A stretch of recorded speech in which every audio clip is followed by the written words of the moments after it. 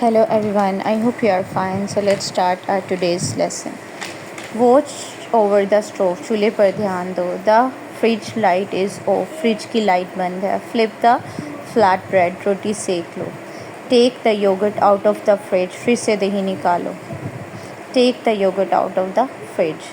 The spice remained raw, मसाला कच्चा है. The spoon is broken, चम्मच टूट गया है. Pick up the empty utensil, खाली बर्तन उठा लो. The gas is leaking, gas leak हो रही है. The dish is delicious, पकवान मज़ेदार है.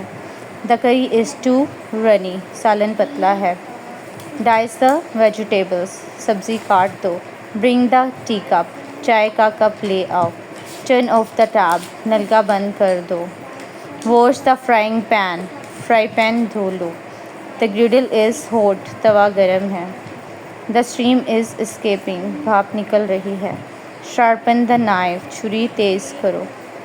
Extract the juice, जूस निकालो. The vegetables have frozen, सब्ज़ी मुंजमद हो गई है. The water got spilled, पानी गिरा दिया. The food is getting cold, खाना ठंडा हो रहा है. So thank you so much for watching my video. Thank you.